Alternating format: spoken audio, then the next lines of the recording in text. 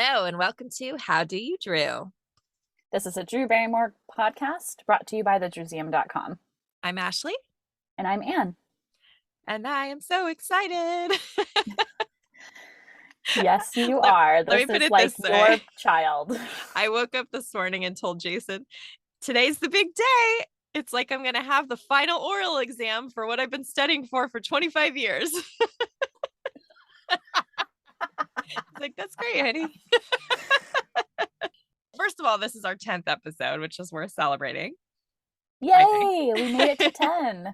And this is going to be a supersizer, I believe, because there's a lot to talk about here. This is a topic I am really passionate about. And luckily, we don't have a lot of business to take care of at the top. So this is mostly going to be an episode that focuses on the weekly topic. It's a hyper-focused, Ashley-focused I'm like jumping out of my skin. Do we want to say what it is yet, or should we just do a couple follow-ups and then... Let's do the follow-ups. Okay, so do you remember last week I told you during the Jamie Lee Curtis interview, like I read an article, and I'm pretty sure it was Entertainment Weekly. So like a legit publication, not one of those crappy. And it said that she went to the hospital because she watched Halloween while she was high, right? Okay. So I know. And we were both like, what is that? So I finally watched the panel. Here's her actual quote. Okay. Watching it while high, I can't. Send me just to the hospital right now. So she didn't go to the hospital. Like it was metaphorical.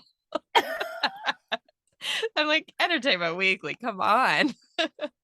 She went to the hospital. I know. We should clarify that so nobody thinks like Drew's totally crazy, I guess. She is. That's okay. This is just for my own sanity because, you know, we always talk a bunch of crap about getting dates wrong.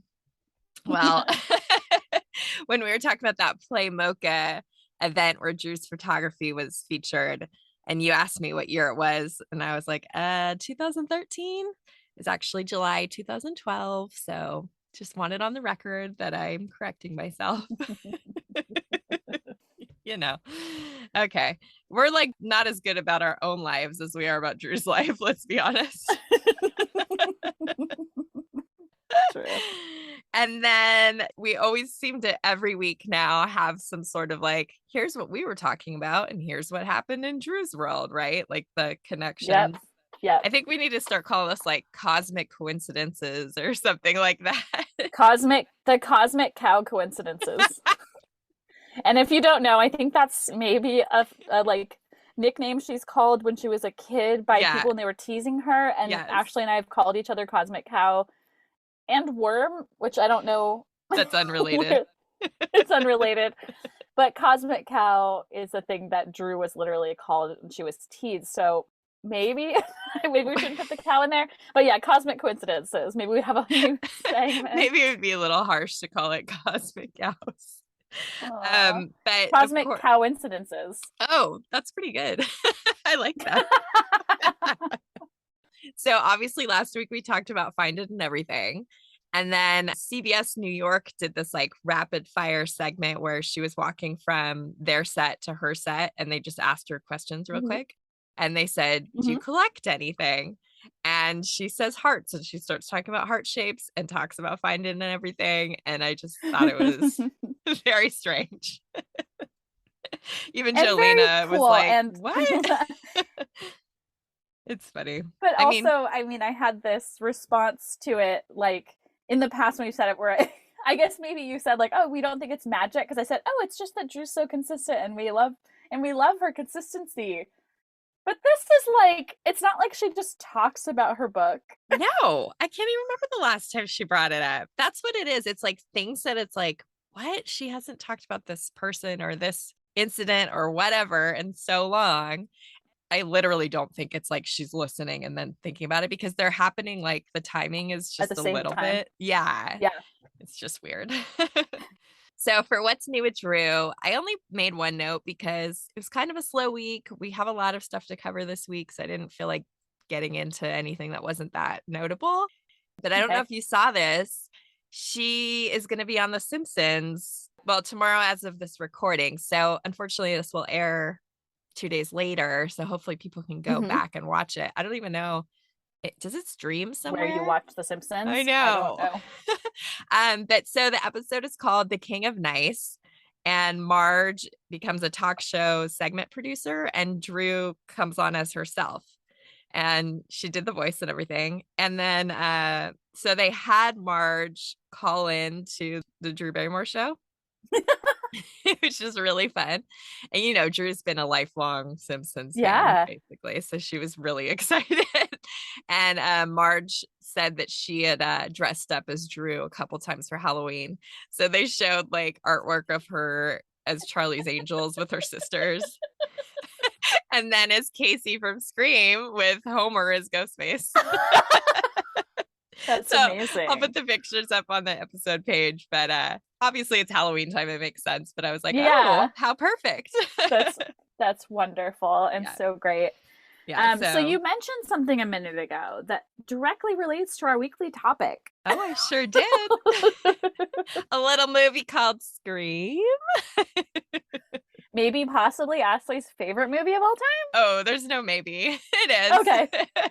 Well, I was kind of thinking earlier, Scream is to me as Donnie Darko is to you, as far as Drew's filmography. Would you agree with that?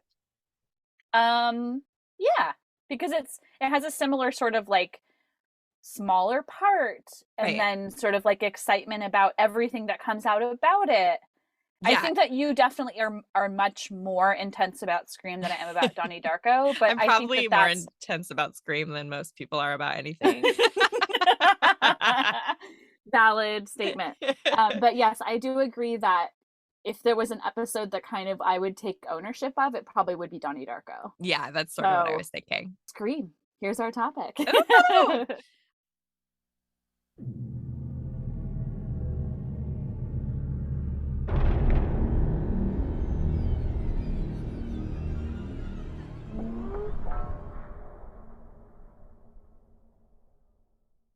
All right. And go. I know. Oh my gosh. A lot of this information just lives in my head, but I really wanted to be like, this is really important to me to get right. So I did a lot of research on this episode, and I'm going to put all of the resources that I used on the episode page. So just to give credit and just sort of be thorough, it just felt like the appropriate thing to do this time around because I mean, every day for the past week, I've been working on this. I just want to start off before we get into everything. I have two quotes from Drew about her character, and one of them is just like a great Drewism. So I thought this was a fun one to put in here. So she said, I play Casey. She's a high school student, really young and sweet and naive and innocent, and just a really, really toffee apple eating, kind of luscious gum smacking girl. It was really fun for me, and I wore this great blonde flippy wig. The poor little lamb does get the shit frightened out of her on every level. And I love that there Wow, was the little little lamb. lamb again. Yeah. Yeah. But it's like, would we call that wig a flippy wig? I wouldn't. It's interesting to me because it flips under. So I don't think of it as a flippy, but I get what she's Oh, saying. okay. You know what I mean? Okay. Like it's Yeah. more of a bob, but Yes. she says flippy many times. We'll get more into that. Okay, but also, yeah, we just have to kind of highlight really, really toffee apple eating, kind of luscious gum smacking girl. Is that amazing? It's so perfect. It's so good. And of course, the little lamb, as we mentioned previous episode, Drew called me little lamb because I Yeah. was crying the first time I met her. So just to kind of, oh, I know. Isn't that great? I was, well, I guess I shouldn't. If you haven't seen Scream, spoilers. Yeah, if you haven't seen Scream, sorry, Um, but get out of here. But did she think I was about to be murdered? Maybe you probably looked that scared.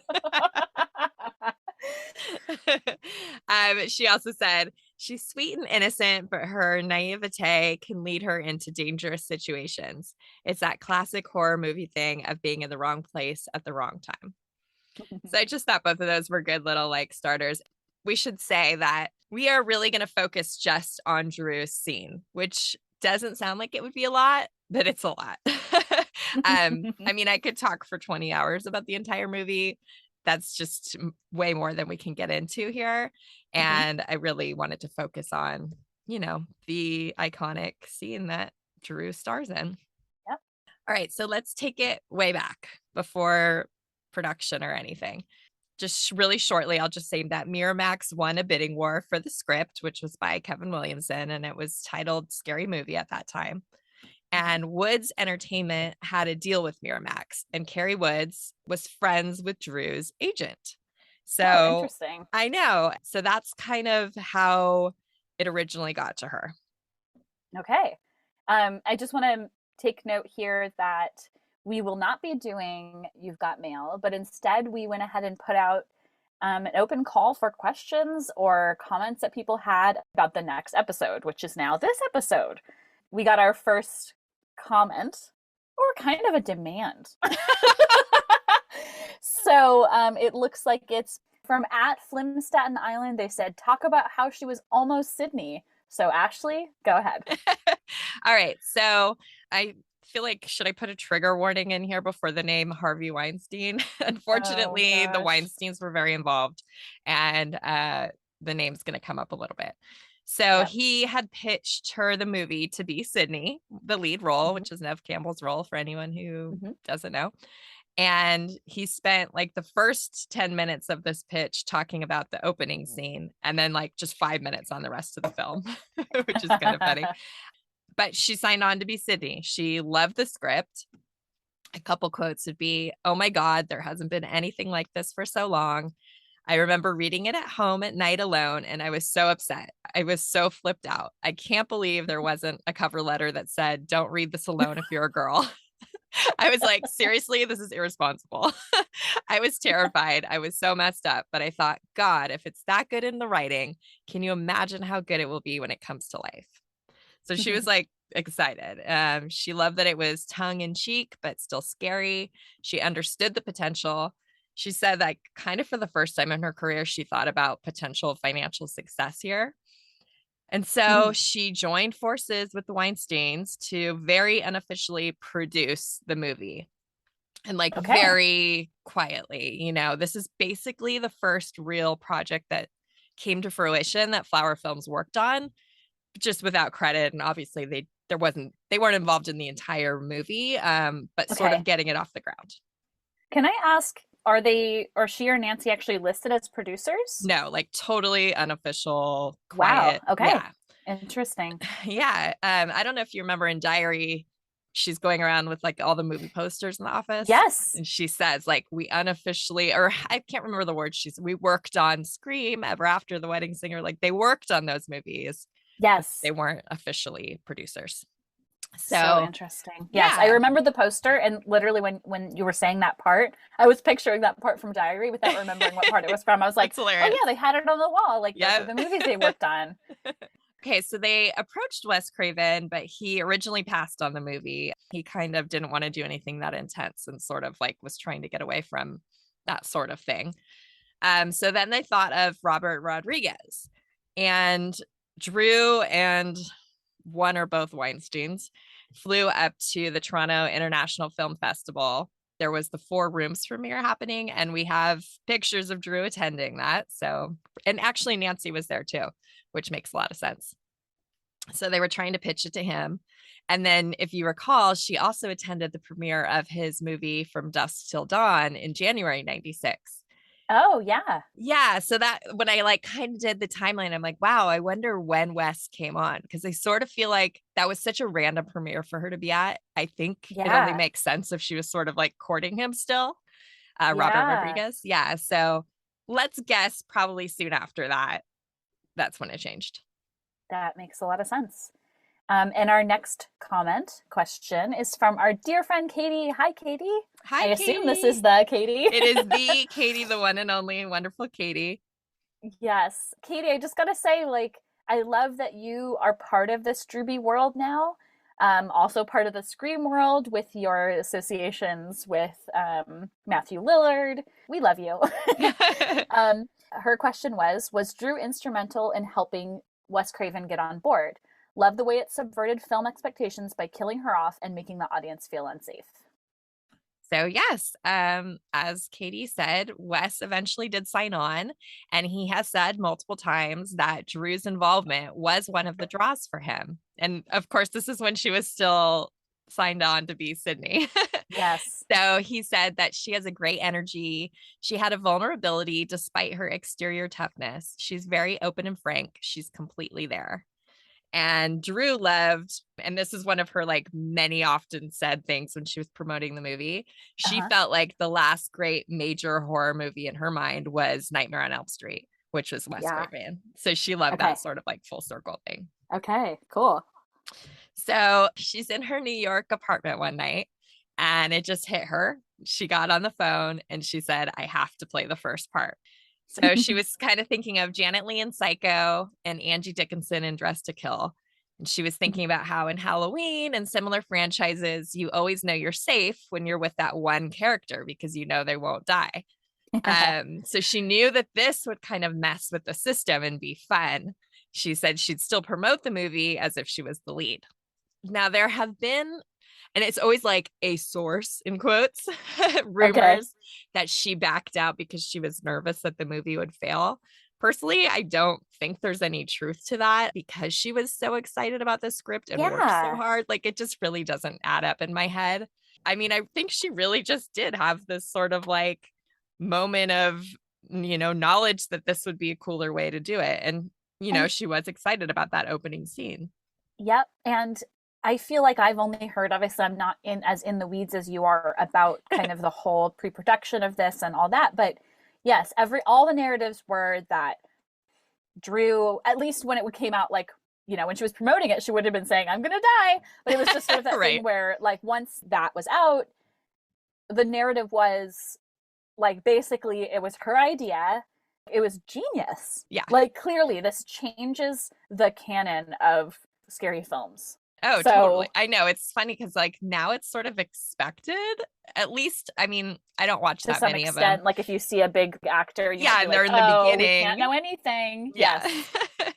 So Wes was crushed at first, but she told him, I think I can take this picture and kick it off in a way you'll be happy with. And of course, Wes was like, she was absolutely right.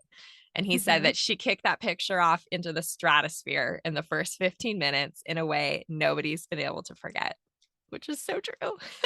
That's really like amazing and yeah, absolutely true. Okay, so our next question is from at underscore Ethan Wood, but the A is a 4. Thanks for your question. So the question is, do you think Drew should have stayed with playing the main character? So, what are your feelings on this? No. Right. So I'm not a huge horror film fan, but I do love Scream, and it does something really different. And I saw this film, I guess we can talk about it a little bit, before I was a Drew fan. So I guess that can kind of go into this consideration now that I am a massive Drew fan. I love that there's such a powerful opening. Like, not just because Drew is a big star. And second of all, I can't imagine Nev Campbell not being Sydney. Right. I know Like, it's I don't feel so like that synonymous with character her. would have felt like Drew. Yeah, it's definitely interesting. I like thinking about it. I like fantasizing what would that have looked like? How would she Mm-hmm. have played that part? Because I do think it would feel very different. I don't think her and Nev have a lot of similarities in the way that they act or the way that their personalities come across. Of course, it's that thing where we can't imagine it any other way than the way it went, right?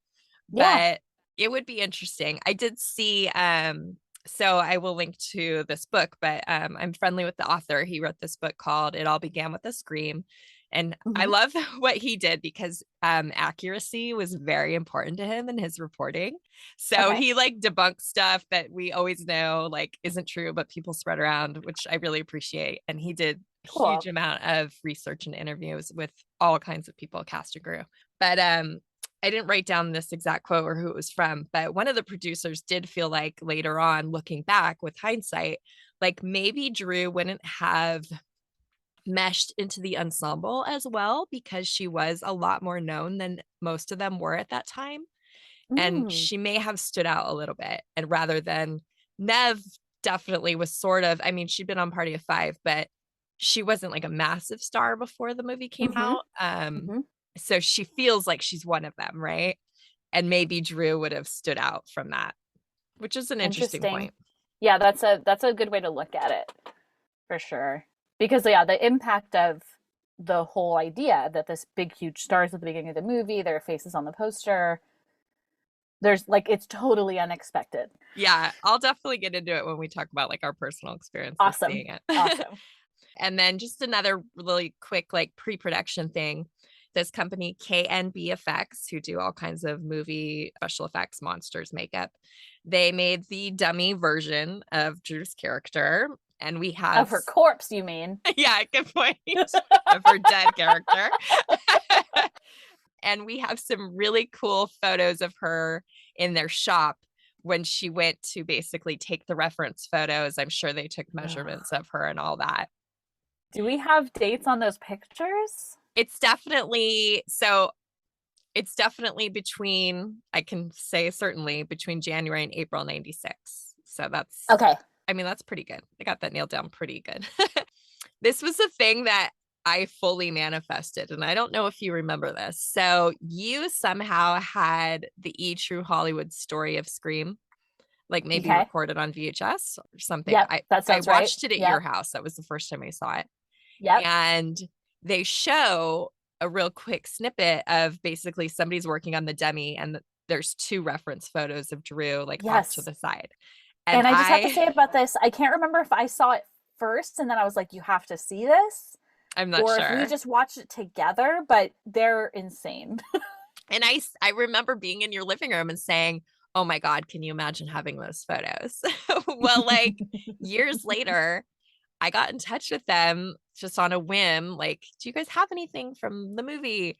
And they still had a couple of the photos, and I was able to purchase them, like the original prints. So that's like probably top three in my entire collection because they just mean so much to me because of the affiliation Yeah. with this movie and how like rare and amazing they are. So very, very, very lucky to have those. And they're just cool They're to see. super cool. Yeah, like it's neat to Yes. see her like posing her head like in the certain way that they knew that they wanted the dummy to look. Yep. They're Yep. great. And she's got, I mean, I don't know if we said it, but she has black hair Yeah, I'm gonna get in into that. the images. Okay, So cool. let's Cool. get into the look.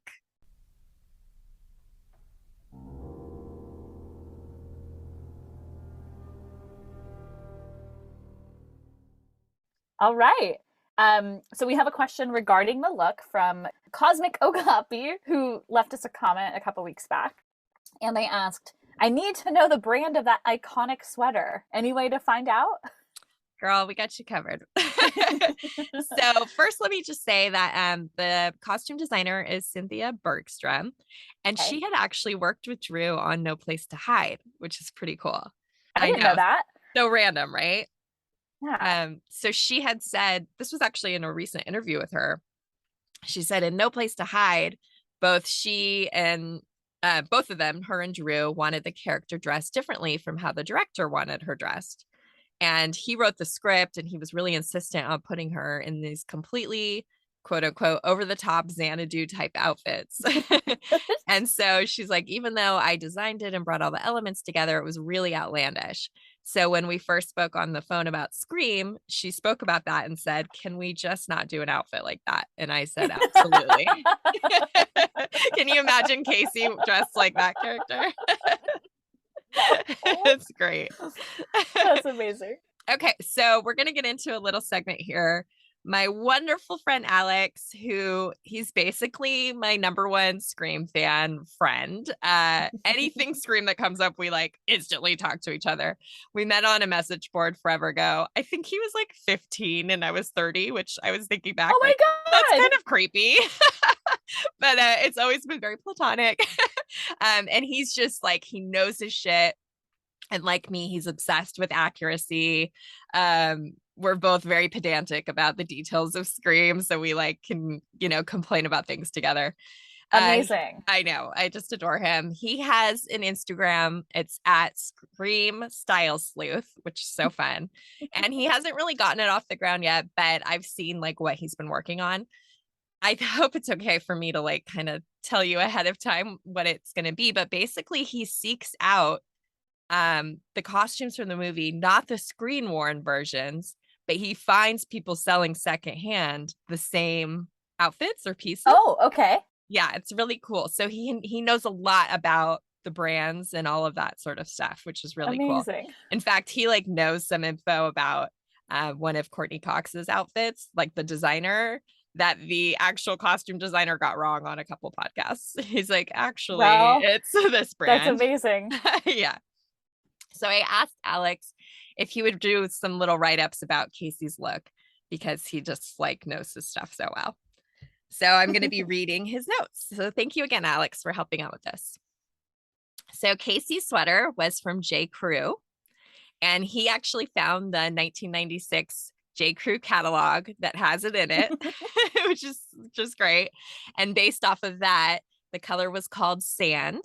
They also had it in 5 other colors as well. And in 1996, it cost $48, which is just a fun little detail. And I love all of this. I know, he's been on the lookout for that exact sweater forever. He hasn't found it yet. Maybe when this episode comes out, it'll put something in the universe and he'll find it. Yes, yes. The sweater was made out of a linen cotton blend.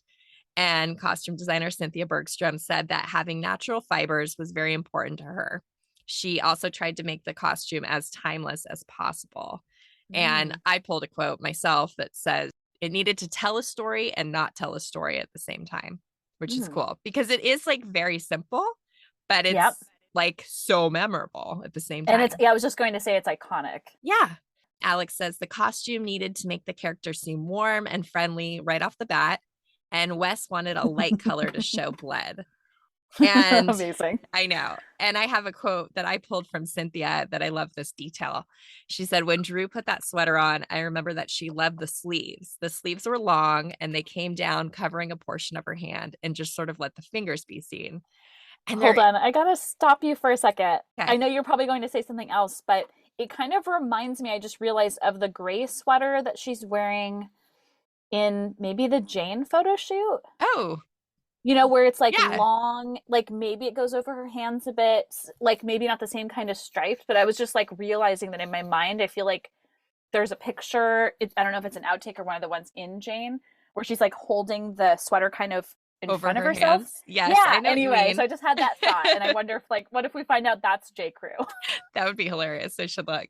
Yes, but go ahead. Sorry. But I just love that detail because I feel like that always, it didn't always stand out to me, but as soon as I hear that, I'm like, yep, I can totally picture her holding the phone. And like, there's something like, I don't want to say vulnerable, but almost like when she's really scared and it's like her hands are mostly covered up, it just fits so well. Like it just feels so perfect.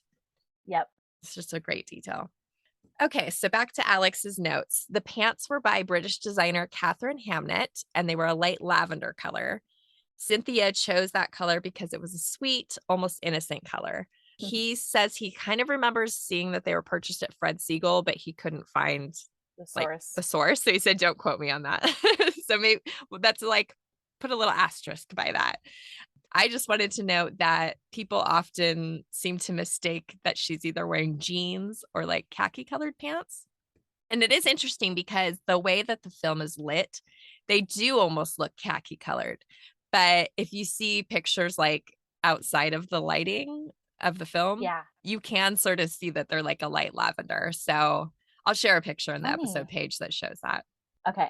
All right. So Alex says, Casey wears absolutely no jewelry, accessories, or shoes. Likely as she's just relaxing at home, she just has a comfortable sweater and a simple pair of pants.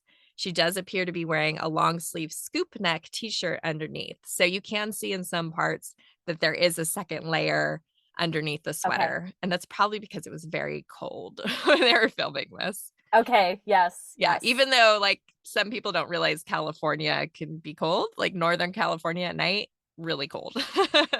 Yeah. And I'm sure, will you later talk about where they filmed? Yes. Okay, great. So Drew's fitting for Scream was done at Wes Craven's own home.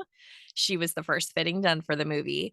And Cynthia speculates that Wes had the fitting in his home because he wanted to see Drew in the costume in a kitchen, which is so cool. Oh, so I know. Don't interesting. you love just It makes imagining a lot of this? sense. Yeah, like, instead of in like some stale like office or whatever types of spaces Right. costume fittings are done. Oh, that's Like fascinating. this girl's relaxing at home. Let's see it in a home. Yeah, and I can sort of picture like sort of like, oh yeah, the visionary wants to be able to see what they've been envisioning. Yeah, it's so great. And it's amazing. Thank you again, Alex. This guy is a wealth of information on the Scream costumes. Like me, he really mostly cares about the original movie. But if you guys have any questions about any of the costumes from the original movie, message him at Scream Style Sleuth because he knows his stuff. So thank you, Awesome. Thank you, Alex. Alex. Thank you, Alex, for sharing all this awesome information. I love that, like, literally looking at our notes, it's like multiple paragraphs of information, which is Yeah. so impressive and I awesome. included everything. I always say I love fans. Yeah. Like I love fandom. And so if someone's excited about something and nerding out, I'm like, yes, like I I get know, you. especially when So they're full of great chunks of information. yes, and yeah, that's so great. So thank you. Yay. So, a few more notes on the costume. I had messaged Cynthia Bergstrom myself like a decade ago. Oh And wow. she's really cool about like interacting with fans and she does podcasts and stuff. She was on our friend's Fish Netflix podcast once. Oh cool. Yeah. So I had asked her about it, and she said it was actually a really difficult costume to create. Many chefs in the kitchen, everybody had an opinion. Drew and I were on the same page, but the director and one of the producers wanted something else. I always felt the costume was cute, but not something a teenager would wear. Drew was wonderful to work with. I mean, Was this in response? Oh, she said this to you like on Instagram? I was on Facebook. It was so long ago. I don't even think Instagram was around. Oh, So okay. So crazy. you saved this from then. Correct. Yeah. Okay, cool. And then way more recently, like in the last year, she was doing an interview with a website called Footwear News. Hmm. And I love this. She said she would like go to the set, right before filming was happening. So she said, I walked into the house, walked into the kitchen. Drew was rehearsing, and I'll never forget this. She turned and looked at me, and she smiles and winks. It just set the tone for this whole project. She was just so warm and friendly and genuine, and just a chick hanging out. That was really fun. Oh, Isn't that yeah, great? that describes Drew perfectly. Yeah, I love that. So we got another question from Ryan PJ87 on Instagram asking who is in possession of Drew's costumes from Scream. And that's a great question. So obviously we know there are multiple versions. They always have duplicates. And then there was the version on the dummy. There is a version somewhere out there that was on display a couple times, maybe at like horror conventions or something long ago. I remember interacting with this person that went by the name The Horror Museum on eBay. And I Mm-hmm. believe they got one of the costumes at one point. I tried looking them up. It's like long gone website and everything. And it's kind of a mystery. So if anyone knows, please contact us.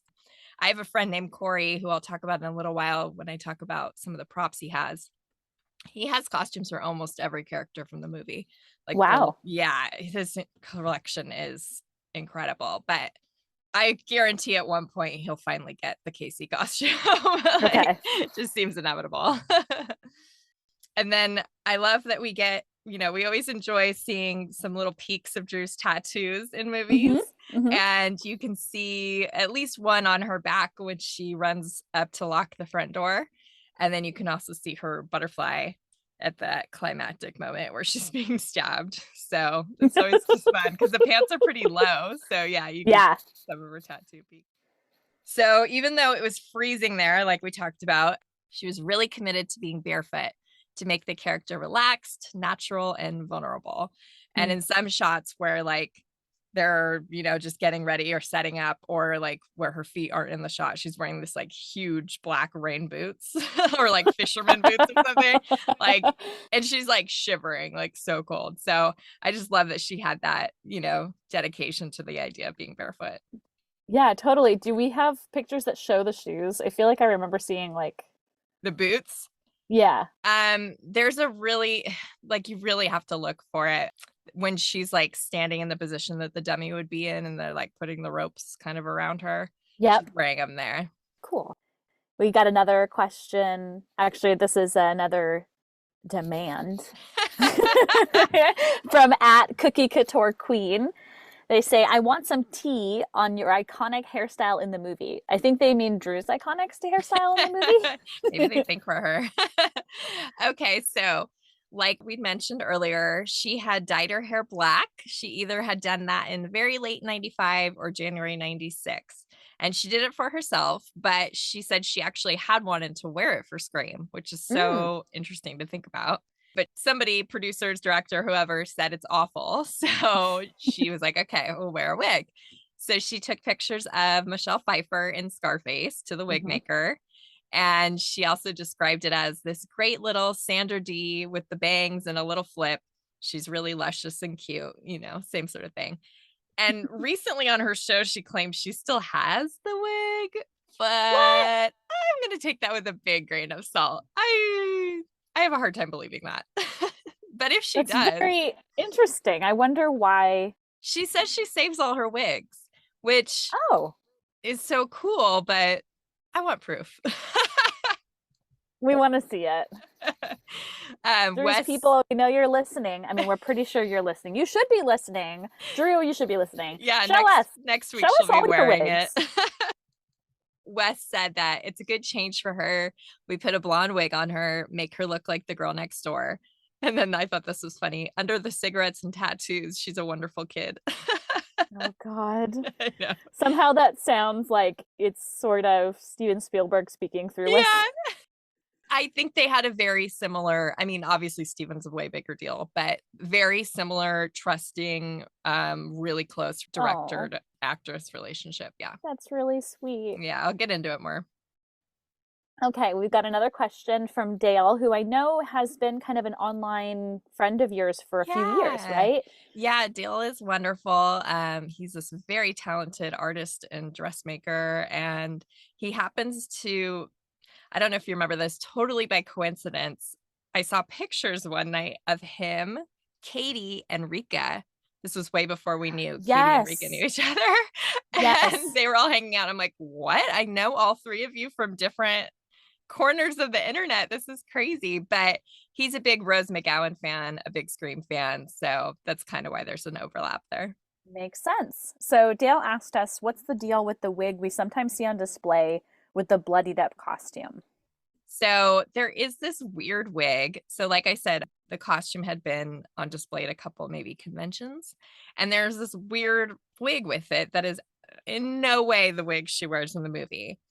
It's so weird. So I had heard at some point that it was supposedly a test wig that they tried out, but I don't even think that's true because it's like very short. It doesn't have the bangs. Like it in no way has the like Scarface look to it. So I don't know if like wires got crossed somewhere along the lines or somebody was just trying to pretend it was the wig. But it's Weird. very strange. I wish I could answer more about it. The last thing I want to say about the look, because I just think this is gross and worth mentioning. So Julie Pleck, who was Wes's assistant, she said the Weinsteins were apparently having a fit that Drew didn't look sexy enough in the dailies. Oh God. I know. And they were causing a lot of trouble when that scene was being filmed. They were complaining about everything. Really bad. Like you should read that book. It all began with a scream because it really gets into how much shit they were giving Wes. Like just ridiculous. They didn't like anything. And then, they put a bunch of stuff together and showed it to them. And they're like, oh, we're wrong. It's wonderful. So Oh my God. yeah. But Drew was really happy with her look. So screw you guys. If she got her vision for her character and was able to do this incredible performance, like you guys were wrong. Yeah, just butt out.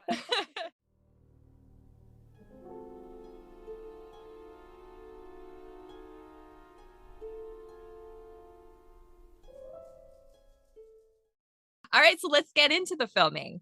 So I know the exact dates that Drew filmed. She filmed from Monday, April 15th to Friday, April 19th, 1996. She often exaggerates how many days she did it. Like sometimes she says 7, 10, whatever. A Okay. more recent one I found, she actually said exactly what it was. I was like, good job, Drew. Oh, nice. It's kind of crazy though, because the movie came out 8 months later, which is such a fast turnaround for a movie that wasn't on, a really strict, like, we got to get this out right away. Mm-hmm. It just blows my mind because usually, there's like at least a year in between filming and a release. So a lot of people think that it filmed in 95, but it filmed in 96. Amazing. So Drew had said that she had never done a film that followed the script as perfectly from A to Z. And they actually shot most of her scene in sequence, which is kind of unusual, but Okay. it makes sense for this movie, I think. Yeah. Because it is really just one scene, right? Like it just moves around a bit, but it's all in one area and everything. Yeah, totally. The location was a house on a vineyard in Glen Ellen, California, which is in the Santa Rosa area. The production designer, Bruce Miller, said, "There are beautiful French doors all around. So even when you were inside, you were outside. There were no curtains on the windows because you're right in the middle of their vineyard with beautiful trees all around it." And he said, when Drew walked into the front door, she said, "This is perfect. I could definitely be a teenager flirting with some guy on the phone, thinking he's nowhere in sight. And here he is watching from the outside." Uh, Yeah. And I am obsessed with this house. It's pretty easy to find the exact address now. But back before that, I spent so much time, and I finally found it, like just with Google Maps. But like, wow. Because yeah, you knew the area it was I in? knew I might have even known the street name. So it was just a matter of like looking at aerial views and finding a match, which it's like a lot of vegetation and trees and stuff. It's not like a bunch of houses side by side. Yeah. So I don't remember how I finally did it. And then it like came out not long after that. Like it was suddenly everywhere. And I was like, oh man. But it went up for sale a couple of years ago. So there's a lot of really great pictures of it available to see. And it Oh, looks neat. identical. Like I mentioned before, I have this friend Corey who has basically the best collection of screen used items from this movie. Okay. And when they put the house up for sale, he contacted the owners, who were the same owners from when the movie filmed. And he has, I don't even know what he spent for this. He has a bunch of the books that were on the shelves in the living room. He What? has the rooster from the kitchen counter. He has the actual stovetop range cover that the Jiffy Pop gets cooked What? on. And he has the swing from outside. Yeah, What? it's incredible. Yeah. And I'm assuming that these things that they chose to purchase were things that are visible in the movie. Oh yeah, very, very visible. It's crazy. I mean, he might even have more than Wow. that. Those are like the things I remember off the top of my head. But basically, like when they're moving, they're like, sure, you can have all this stuff. And then speaking of the Jiffy Pop, Kevin said that he had her character making popcorn as a tribute to the character of Annie in Halloween. She's like Okay. one of the friends who I guess is making popcorn in one scene. And then Wes, I always love this. He said it's like kind of the symbol that serves like as a clock or a timer as it expands during the scene. Like, Oh, totally. yeah, like the tension is building and it's like, Yeah. yeah, That's amazing. yeah, I love that. So Drew really needed the voice on the phone to be legit rather than like typically you would just have like a line reader on the side of the camera reading the lines, right? Hmm. Hmm. But yeah, I could see how that wouldn't nearly get her to the place she needed to. So they hired this gentleman, Roger Jackson, and he was really just there to do it with her to be on set, right? Like they weren't necessarily going to use his voice in the final Okay. cut of the movie. They never met each other. So I don't know if that was Wes's idea or Drew's, but like to keep it still scary and like a mystery Hmm. rather than like Hmm. being familiar. There was a point where his voice was replaced in like I have production materials where they changed the credit to some other voice actor. Hmm. I know, but luckily they changed it back because his voice is so perfect for this part. That's Yeah. really interesting. I'm curious just because the editing process was so short. Like, did they Yeah. even? They probably did the ADR, like record. I guess it wouldn't be ADR if you don't have his mouth moving. But if they like recorded the other voice and then we're like, let's try it, and then did some Yeah. tests, and then like went back. And Like, realized it what? wasn't as good. And they had the time to do that somehow in the like I 6 months of know. editing. It's Like, wild, what? right? Totally nuts. So Roger said that the first night he was outside a window, like watching Drew, which is Oh, just like, it's so smart to do it this way. And then after that, they put him like in a room by himself with the camera feed. So he could always watch okay. her, which is important because she is being watched, right? Mm-hmm. So they mic'd him for sound so that they could record it. But he was also literally talking on a cell phone connected to the phone line. So she was truly hearing him through the phone, which is And great. it's also kind of like a trip to think in 1996 a cell phone would have been pretty unusual. So Yeah. think I mean, that's even a cost. part in the movie where Skeet Ulrich's character gets questioned by the policeman and he says, "What are you doing with a cellular telephone?" It's like cellular. Love that. That I love always gets that. a laugh in like with current audiences, even though Yep. it's not supposed to be funny.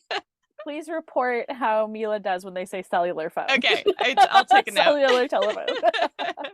So, as I had mentioned, Drew formed a really strong and trusting relationship with Wes. Like, it was really important to her that she could like trust him to get to that state that she needed to get to.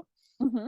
Because she always wanted to be truly crying, truly upset. Like, she did not want to be faking anything with this. Yeah. So she had shared this. I don't want to tell the details of it because it is upsetting, but she shared this animal cruelty story with him that she had heard like right Mm. before they started. And so if she felt like she was like dry or had nothing left, he would bring that up to help her get to that state again. Which, Whoa. and she like frequently credits him in every interview saying like she could not have done this without him. So I just love that.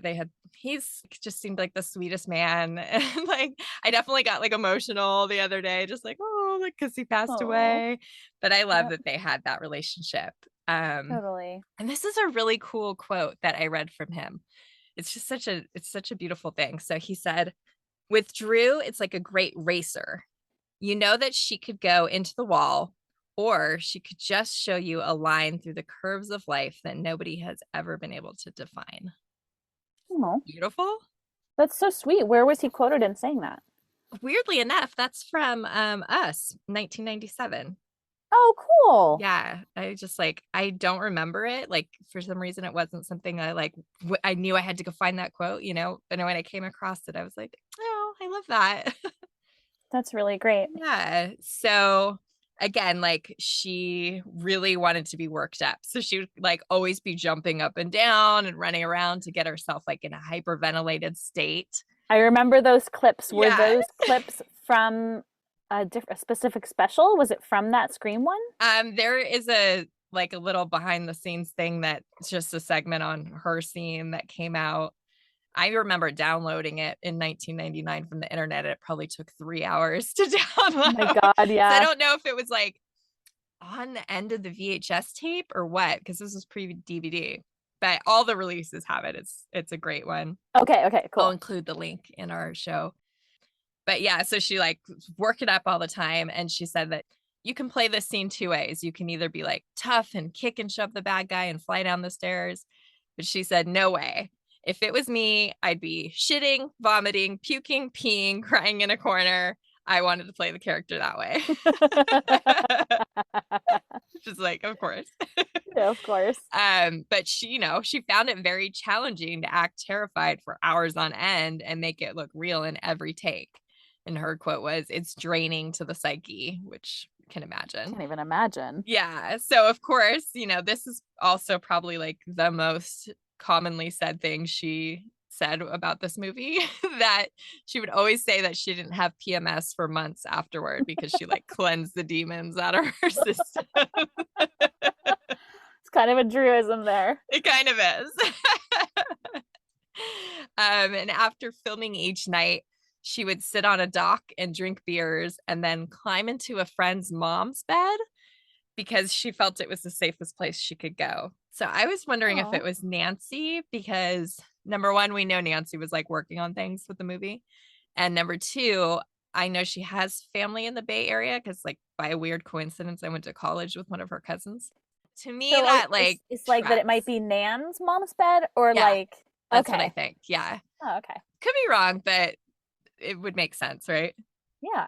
Yeah. So that's just sort of you know, puts it in perspective, like what she was going through to film the scene, and it paid off. So the ghost face mask in these early scenes, they hadn't gotten the rights yet to the true mask they ended up using and had found on location. So K&B created like a slightly different, like just different enough to not get sued mask. And they only used it in a few of the very first film scenes, including Drew's. But then they never really liked how that one looked. So they went back later and redid some of the shots with the true mask Oh. in her scenes. And it's funny because like I never noticed that for the longest time. I'm not a mask person. There are people who are really obsessed with all of the minute details of these masks. Once you know, it's very obvious, but when you don't know, it's not. It's kind of weird. So like when the window breaks, when it's the scene when you can see Drew, it's the fake mask. But when they're only showing like just Ghostface, it's the different mask. It's kind of funny. And there's this shot that the scene was titled Up at Ghost. And it's like when she's on the ground and the camera's looking up at him. And like even when Mm-hmm. her hand goes up and pulls the mask off, that's not her hand. Like that was filmed 2 months later. Actually, weirdly, it was filmed at Stu's house. I was like, Oh, funny. yeah, they're just like, okay, let's quickly do this part, I guess. So it's a funny thing to watch for how the mask switches back and forth once you are aware. I feel like at some point I was aware of that, and I don't know. I don't think it was something I noticed. I think it was something I was told, but that Yeah, sounds familiar. I it think is just weird how it's obvious and not obvious at the same time. that's super interesting, though. Yeah. And then for the final climactic hanging scene, obviously they had the dummy, but then they also put Drew in place for just like these quick, I mean, it's literally like you have to pause it. It's such a split Yep. second. Yep. Yeah, so she stood in place and like put her head to the side, and there's behind the scenes footage of them showing her a Polaroid of the hanging dummy to reference. And I have a Polaroid of the dummy hanging. I like to think it's the same one. It would make sense. But it's pretty cool just to have something that had like come straight from the set. I love that. And that Totally. And I I think, also got that from Canby. oh, that's so cool. I'm sure we've watched Scream together, but I think I remember you being like, no, no, you have to watch. Like, it actually is her for like a split second. I mean, beyond a split second, like you can't see it with the naked eye at all. It's interesting that they even bothered. I don't really know. I mean, originally that segment where it zooms in was shot like very normally, but then because of the rating, they were having a lot of trouble with the MPAA to get Oh, from an NC-17 to an R.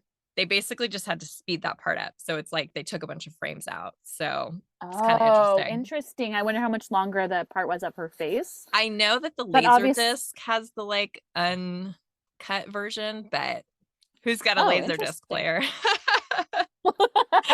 Do you have the laser disc? Yeah, I do. Yeah. I think I might Okay. even have the UK version too, but Oh, cool. it's not like I can play them. Lastly, I just want to give a shout out to the score. So it's done by Marco Beltrami, and this was his first ever film score, which is wild because it's so good. And there's just like so many music cues that go perfectly with their specific moments in the scene. It's completely silent. There's no score at all up until the moment where they're on the phone and he says, I want to know who I'm looking at. And that's when the Uh-huh. score starts, which is kind of cool because it's like everything's like relaxed until that moment. And that's the moment where everything turns and gets like, what's happening here? Right. Nice. Good first gig. I know. Can you imagine? He's like, he might even have an Oscar at this point. He's done a ton of stuff since then and like done really, really Cool. well and been very successful. But I mean, obviously I'm biased because I love the movie so much, but I just love the score and I can listen to the score and like line it up perfectly in my mind. You know what I mean? With the shots. So I think that's a sign of a good score. And That's awesome. the entire length of the scene is just a few seconds short of 13 minutes. And that's it. And that's that she's gone. Bye, Drew. We miss you. Literally dead. But man, what an impact in those 13 minutes. I mean, And a lot of people have said this, but it almost could stand alone as like a short film, like on its own. So this movie came out when you and I were both teenagers. So I thought it'd be fun to get our resident preteen, basically in a few weeks, teenager. Let's have the minute with Mila.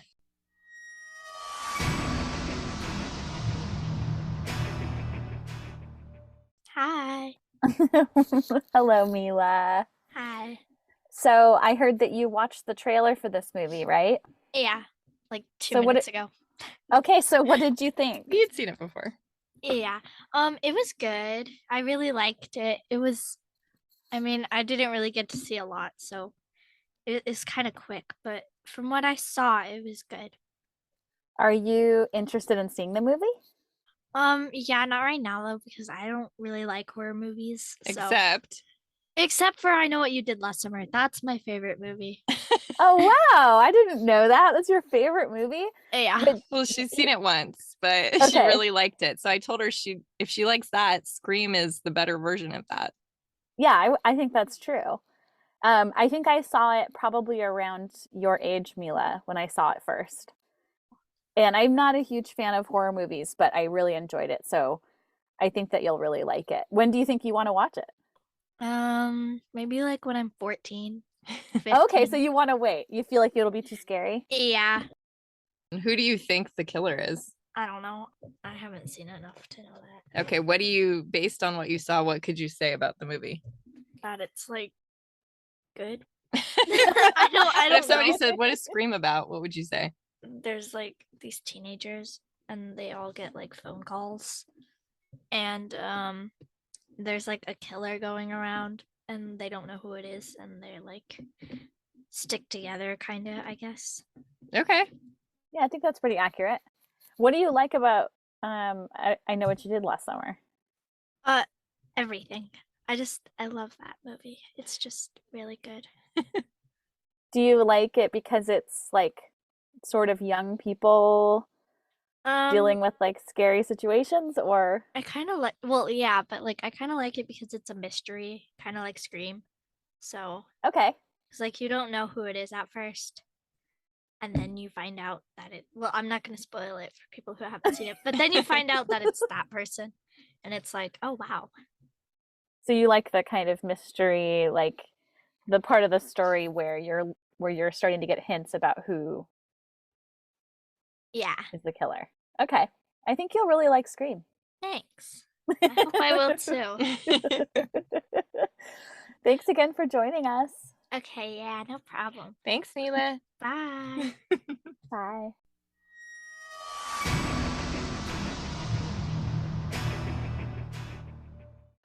All right, so let's move on to the promotion of the film and then everything beyond that up until pretty much current day. All right. Yeah. Okay, so a few months later after they filmed the movie, I'm going to clock this as probably like September, October. The cast did a promo shoot that was shot by Michael O'Neill.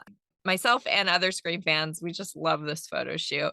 Yeah. It is kind of funny. Like you can tell time has gone by. Like a lot of the actors look different from how they do in the movie, which, is a thing that kind of happened a lot back then. But the photos are so cool. Well, immediately I'm thinking of like Mad Love. Mad Love, yeah. It looks nothing like right. Casey in the film. Yeah. The other Casey. Yeah. I mean, Never Been Kissed is kind of like that too. I feel like that's true. Not quite as egregious though. But still. But with this one, Drew just put the wig back on and looks totally the same.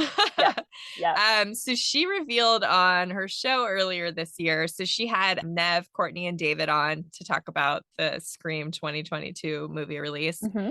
And she told the story that when they were doing this photo shoot, she had confided in Courtney that she thought she might be pregnant. Whoa. Yeah. So she said, we're supposed to shoot this poster, but oh my God, I just started dating somebody, which would have been Luke. And how do you know? And she said she felt safe going to Courtney because she was like the mature, safe person in the room. Whoa. Yeah. Imagine if she had Luke's baby in 96. Oh my God. No, she'd have in 97, but whoa. Totally different. Yeah. Trip. But I love that, like, because, Courtney was definitely the oldest of the group, and I could Yeah. see that made sense to, like, talk to her about it. It's a fun story. Oh my gosh. Yeah. Did Courtney remember that? Yeah, it seemed like Okay. it. Yeah. Okay. I mean, I guess it's pretty memorable. Like Drew Barrymore is coming up to you. Like, I think I might be Doesn't pregnant. Don't happen tell every day. anyone. Yeah. So her face was, the main focal point of the poster. She didn't know that they were going to use her face. They just like all went into the shoot. Yep. And she liked how it turned out because she liked that it was like very graphic and that it's really about the expression and the feeling. So it could almost be anyone's face. And a lot of people still to this day either don't know or like I've truly gotten in online arguments with people who don't believe it's her. It's just so funny. What? I know. You're like, here's the picture it's taken Yeah. from, literally. And so like, I did show that at one point, and then I don't know who, but somebody made this really cool like step by step showing how it went from that picture to the poster. This Cool. great graphic. So I'll share that. But once you see that, it's undeniable. That's so funny. So tell me if you remember this. She wears a ring in these promo shoot photos. It's big and orange. She called it bulbous, and we like Yes. always made a joke about that. Well, yes. Didn't she call it bulbous though in the clip of the interview that you had that was not aired? Yes. So I have footage from E. That's like the raw footage during the press junket of the interview they did with her. They like asked her, I think they had some special coming up about jewelry. So they asked her and she's like, oh, I'm not a big jewelry person. Like I don't care about diamonds and rubies and stuff. But she's like, I got this ring on. And she said it was a friendship ring with one of her girlfriends, which I totally had forgotten about. It's just fun because you can see it in the photos, and then it was her personal ring, which I love. I totally remember the ring. It's very her style at that time. But yes, I do remember. Yeah. So I know we loved that for some reason. It's a good Druism, bulbous ring. Yeah. Just the word bulbous feels very Drew. I don't know. She's not bulbous, but the word bulbous is like, she loves dictionaries. I feel like she like, that was like, So yes, she's doing she did a bunch of press junkets in early December. She appeared at Planet Hollywood, I believe in New York, with Wes. And then a lot of the cast members, you remember these photos. So you can see Nev and Courtney in most of them. But weirdly enough, so Skeet, you can see in one photo. So I don't know why they like cut this out. So you only see like some people. What? And then there's footage. I love Matthew Lillard. There's footage where you can see even he is there. It's like this very brief, grainy footage. And it's only because he's so recognizable with his like stature and stuff. But like never seen a photo that shows that he's there. So it's almost like they like put the guys to the side and they're like, no, we're not going to show you guys here. Kind of weird. But they were presenting like a Ghostface costume. And then she also, in January 97, she on her own went to a Planet Hollywood in Chicago and presented another one. Okay. And then she, of course, went on her like usual talk shows, Rosie O'Donnell and David Letterman. And then also, I just remembered Oprah. Remember like that great Oprah with the blonde hair? Yes, where she only had that blonde hair for like one day. Yeah, and that Oprah was from what month? From January? Yes. Okay, yes. It's the same day as the Chicago Planet Hollywood. She's wearing the same outfit and everything. Yeah. That's right. So she was really promoting the movie as if, she was a major part of it. And nobody, it's not like anybody was spoiling it back then, which is so cool. Like, that was a time where pre-internet, basically, like nobody was talking about, here's what happens in this movie. You know what? That kind of made me realize like this wouldn't be done now. Oh, yeah. You would never, because I've like followed the production of all the sequels, like people can just go, oh, this character is only shown wearing this outfit. They must die in this scene, right? Like you can just break things down now in ways that we didn't do back then, which is kind of sad. But the movie was released December 20th, 1996. And Drew missed the LA premiere. And I think it may have been because she was in Texas filming Home Fries. Oh, okay. Because like she did all this other press stuff and then like the premiere was a couple weeks later. So I'm guessing she was like doing a back and forth thing. That's just a guess because it really doesn't make sense otherwise. Because she did attend the London premiere with Courtney in April 97. So That's right. That's right. Is the London premiere where she has that like zigzaggy? Yeah. And little baby bangs. Yes. The box office success was a slow build. So it was like very unusual how every week it like started doing more and more and Okay. more. I mean, it was such a big deal, that movie coming out. Like it was, you know, as someone who was very into pop culture as a teenager, like it Yeah. was everywhere. It even re-released in April 97, which is when I finally saw it. So Okay. we can kind of get into this next part. Okay. So we got a question from Cesar Robles 497 on Instagram asking, when did you see Scream for the first time and why? So I'll go and let you start, since You I want me to think go you first? definitely saw it first. Yeah, I You want to think so? know. Yeah. Okay. So I was about to turn 15. So I was very much in the demographic of this like target audience, you Yep. know, and like I watched MTV constantly at this time. I feel like it was definitely promoted on MTV quite a bit. Okay. I remember, like, fully remember seeing the commercials on TV. And the very first glimpse we get of Ghostface, where he like runs through a hallway in Casey's Yeah. house, I was like freaked out by. Like it Like creeped you me out. you did not want to see it. No, I did Yeah. not want to see it. Wasn't gonna see it. I'm not a horror fan. Like it's Yep. funny that this is my favorite movie. And then, but my friend Jen, her family would like go see every movie that came out. Like they did it every weekend. Okay. And so she'd gone and seen it. And then we had a sleepover at a friend's house that night. And she was like super freaked out from the movie and she couldn't fall asleep. Oh. And so I was like, well, I'm not going to see it. So just tell me everything that happens and maybe you'll feel better. Oh my God. Yeah. So that happened. And then, you know, months later when they re-released it, my friend Clarice and I were like, okay, we need to just go see it. Like, you know, we're like the only teenagers in America who haven't seen this movie. So we went, and it's crazy like how clear of a memory I have of this. It really made an impact. I remember like sitting, I remember what shoes I was wearing because I had my feet like up on the chair in front of me and my legs were shaking during the opening scene. I was so freaked out. And I knew, because Jen had spoiled everything, right? I What knew happens? Drew's fate. But, and it's crazy how clear I remember this. Like when she got stabbed, and I remember how it like looks in my memory. Like it's kind of different than how it looked in reality, you know? Yeah. And I remember just being like, no, like this can't be happening. Like even knowing, Even though you knew. I still couldn't believe it was happening, which really tells you like what an impact that must have been for people who Yeah. see it now. Yeah. And yeah, I was really freaked out by the movie. I still wasn't like into it. But then when I became a Drew fan the next year, because like that's the cool thing, we both saw this before we were Drew fans, right? Yep. Like Yep. it didn't have anything to do with us seeing the movie. Then I became a Drew fan. And then I just had the idea because when I was a senior in high school, so I was a senior in 1998, 99, which is, I'm very old. But at Halloween time in 98, somebody in my class threw a huge party and was like mandatory costumes. So I was like, you know, really into Drew. This was like the Mhm. height of my like getting into Drew. And I remember I didn't have a boyfriend, but I remember telling some of my friends, like, oh, it would be such a funny couple's costume to do Drew Barrymore and Scream. And Ghostface wasn't even a term back then. So, you know, Yeah. the killer from Scream. And then I was like, wait, I could still be that. That could still be my costume. So Totally. literally the night before, I like made my mom take me to Blockbuster and I made her take me to Party City to get the wig.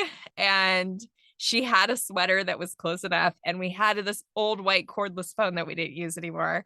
And I remember my dad being like, she can take it. And my mom being like mad that I got to take it. And I got so much attention that night because it's funny. Like now I see hundreds of people wearing that as a costume. Like it's so done all the time. But I was like, this is only the second Halloween that had happened since the movie came out, you know? And I thought it was just my idea. Like I didn't know. So I got a lot of attention. People really loved that costume. And it's funny. I look at it now. I'm like, oh, I would have done this so much better now. So inaccurate. But for being a 17-year-old, or actually I was 16, for being a 16-year-old right before the night before, like I did all right. Pretty awesome. I vividly remember the pictures of you wearing the costume because they were probably some of the earliest pictures I saw of you, which makes sense Probably. And there's somehow. still, if you Google like Casey Becker costume, it's still like the first thing that comes up, which is crazy. No, that's so I strange. don't know why. But That's so and then strange. it just like I think because I had like been dressed up like her, like I started really getting into the movie. I remember staying home sick from school one day and I was like bored. And I was like, I'm gonna write down the entire script of the beginning of the movie. And like so I would like play it and pause it and write down the lines. So like I know the Oh my entire gosh. scene by heart. And then it just like obsessed forever from then on. I did not know that. Oh my I God. know what a cool girl I was, huh? Yes. Actually, Yeah. yes. All right. What about you? Because I don't think I know this. Yeah, so I don't really have a lot to say. What I do remember is that so I would have been 12 when it came out. Which is crazy. Wait, Um yeah, 12. yeah, Yes. I would have just turned 12. Just barely. Oh Yeah. my God, that's wild. I'm thinking I didn't see it for a couple of years because my guess is I saw it at maybe age 14. Okay. And I would have watched it with my friend Jen, who I'm still friends with. I We both remember have watching. Jens who are That's vital to the right. beginning of our. That's so That's funny. funny. So my friend Jen rented the movie. She used to rent movies every once in a while. I didn't really have much interest in it. Okay, so let's see. I maybe was 13 because I don't think I was not a Drew fan yet. Okay. So now I'm actually trying to put this in because if I wouldn't have been 14 until late 98, Oh yeah. and that's when I was already a fan. So I might have seen it. Maybe I saw it late 97. So let's say like Well, it came out on video. 13. We'll talk about that, but June 97. So maybe it was right around then. Okay. Okay, yeah. So probably summer or fall of 1997. So my friend Jen rented it. I was like, I'm not really a fan of horror movies, but sure, I'll watch this. And before I was a fan of Drew, I didn't like know actors' names. Like, I liked movies, but I had like a few movies I'd watched when I was a kid over and over and over again. Yeah. And none of them were Drew films. Like I had seen E.T., I'd seen some of her films, but at this point I was still kind of like, whatever about kind of like actors. Yeah. And what I remember, it's kind of like I'm kind of frustrated with myself, but it feels very teenage girl. I remember like making fun of her forehead, What? which I don't ever think of Drew's forehead as being anything You unusual. can't even And in see fact, her forehead. I have no idea. But for some reason, what I remember is saying maybe it was like her chin or her forehead, but like I made some comments like about her face and was like making fun of her, Oh my God. which I almost feel embarrassed putting this on here. But it's like, why was my instinct to like say something negative about her? Because like Maybe because you were scared and you were trying to like maybe deflect. maybe because I don't really remember much. I remember watching it, kind of making fun of her. I feel like I made a comment about her appearance, which is very shameful. And then it doesn't make any sense to me now. And then that's all you really remember. I watched it again years later, and I love the movie. I don't really remember having much of a feeling about it at the time. Yeah. And you might be right that I was like trying to like, be funny because I was having a hard time watching it or something. Yeah. I mean, it's intense. But yeah, honestly, I was kind of an asshole. And Weren't we all as I 13-year-olds? and I don't remember really much else, sadly. Like I said, I like the movie now. It's not like something I have watched a huge number of times. So I've probably seen Drew scene many times. Yeah, that would make sense.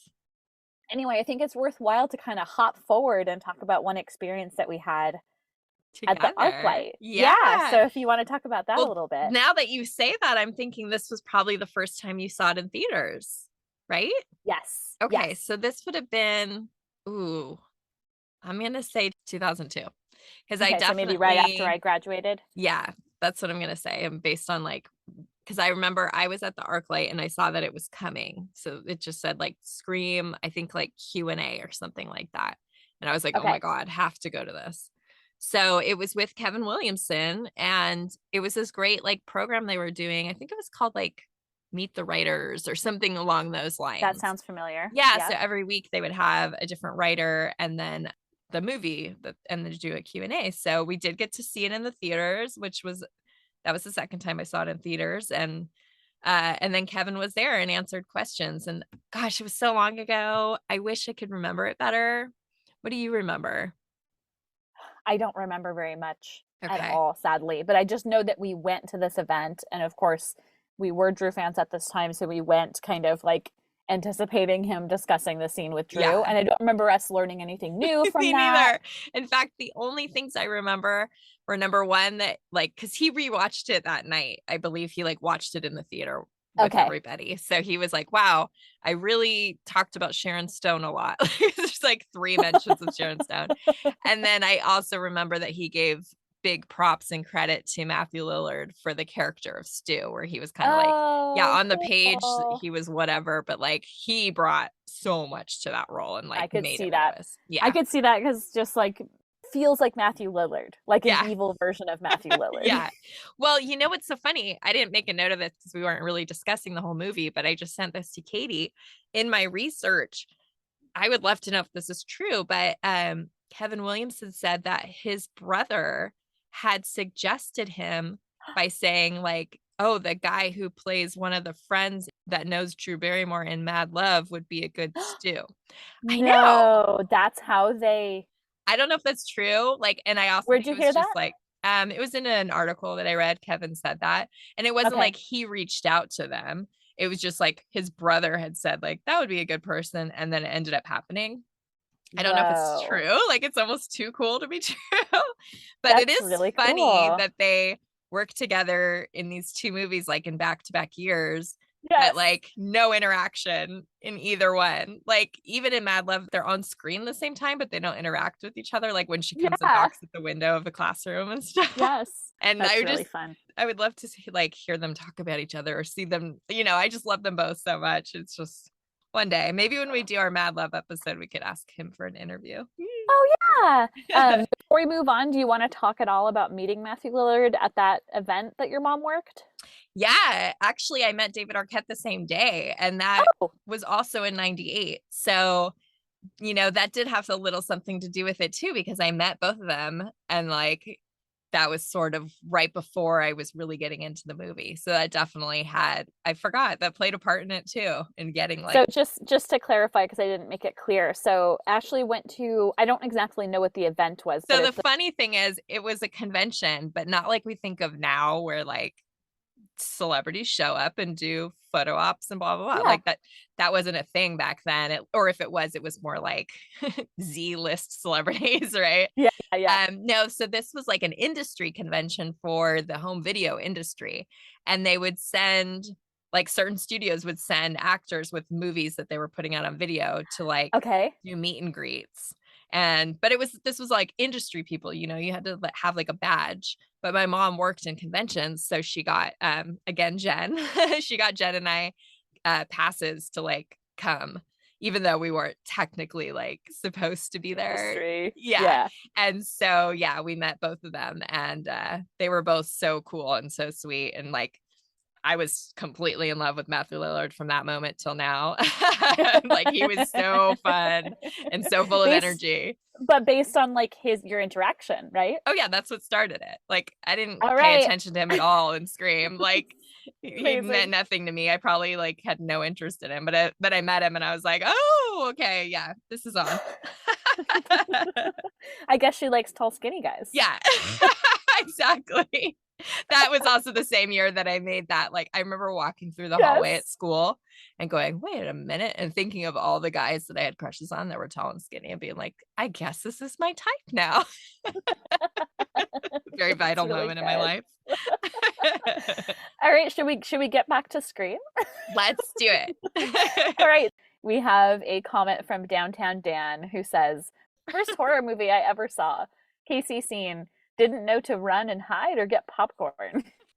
Which I think they're basically saying, should I be terrified or should I like love this? Which is totally what it feels like. Should I be terrified or entertained? The answer is both. And I love that he or she mentions popcorn, because I just wanted to mention like one of the cool promotional items for Jiffy Pop with you know, promotional artwork on the little label. So there is a theatrical release version that's literally matches the poster. And Drew had one, and you remember it was on her bulletin board at Flower Films. I'm blanking on it. Okay. You can see it really well in Ruby Wax. So she like had it hanging on, you know, her big bulletin board that was in Marie Claire. Yeah.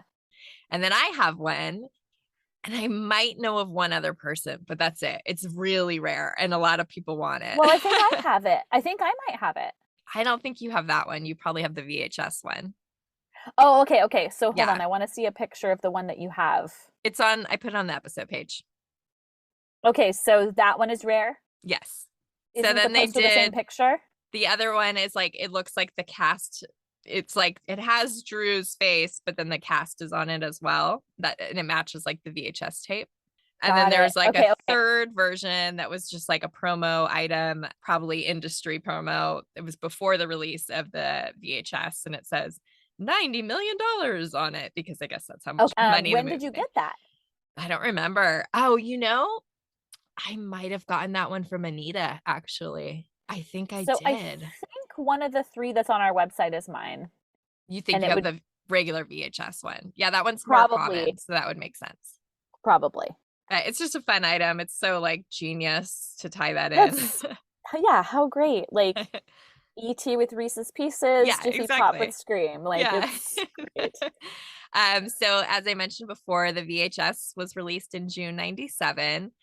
There's that regular cast version, and then there are 3 special versions that are blue. One's Yep. Drew, one's Nev, and one's Courtney. I remember being at Target when I finally was like, I need to buy this movie because I kept renting it for Blockbuster. And I was like, they had all of those there. And I remember being like, which one should I get? And I bought the stupid, dumb common cast one, which I don't know why. Maybe because I had 2 pictures of Drew. But later on, I obviously got the Drew one. But Yes. those are also like pretty in demand. They're not impossible to find, but people want those because they're really fun. They're like very, very different. They're really neat. Yeah. And then I had forgotten about this, but when I was like going through some old messages, Scream related messages, just to find any tidbits, somebody had reminded me that there was like a little certificate in the VHS for Jane magazine for a free issue. Oh, And it had Drew's cover like of those little Jane. things that used to be inside magazines that would Yes. fall out every time you opened it. Yeah, those damn little cardboard.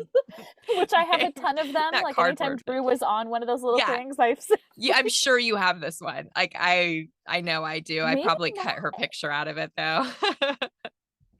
But that's I pretty don't remember fun if that I have they it, did. but that Yeah. is, I love that they know that that was inside the Yeah. release. Like Isn't that's that really great? funny. I always loved Um, when I got a Drew magazine and then a Drew like thing flew out. yeah. Like do They- kids know it? But kids don't know about these. Kids Probably don't even know- not. Do Do kids look at magazines? No, think I I've already don't asked think that so. before. I don't think they do, and I don't think they have these little inserts that fly out. That's such a good way of putting it. They used to just fall and like go soaring through the sky.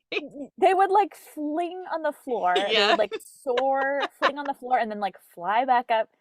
It was almost like Such know, a visceral memory. hold on, an American Beauty when the like plastic bag is flying through the air. It was almost like cinematic like that every time. No, I'm just kidding.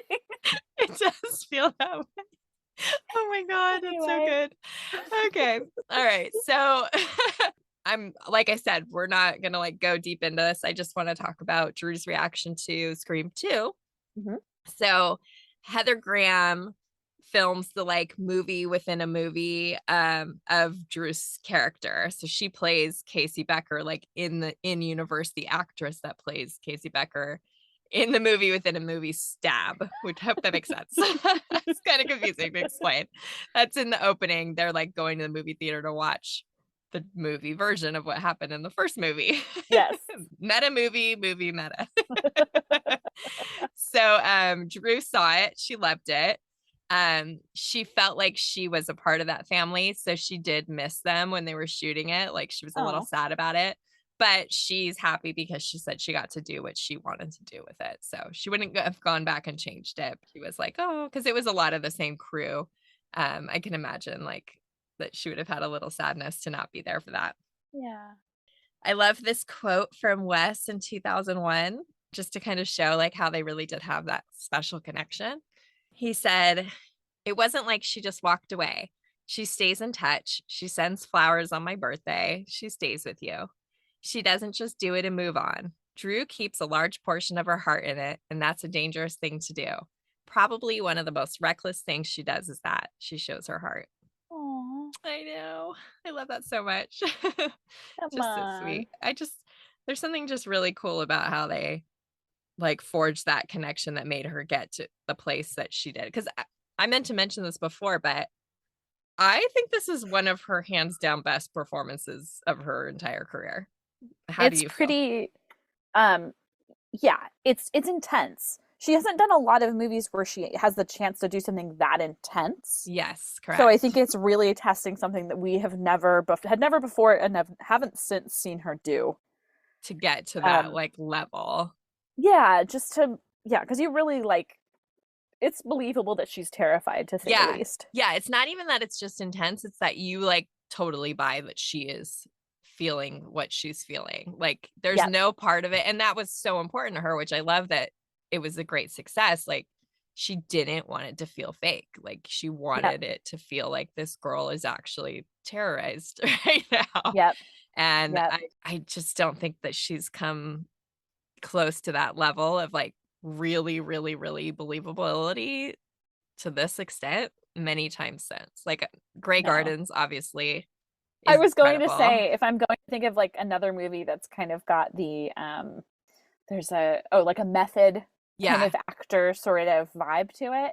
I would say Grey Gardens. I literally was thinking that before you said that. Like, oh Yeah. yeah, like that performance is like you barely believe that it's her. Right. You know, Exactly. like Like yeah. you're So all in. yep, yep.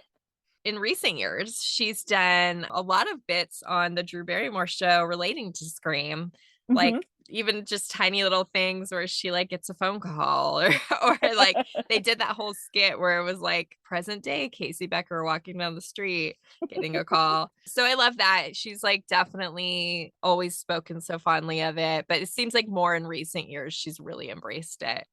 So in the fifth movie, which was released this year, and they also called it Scream, which annoys the heck out of me, but whatever. We can call it Scream 5, we can call it Scream 2022, whatever.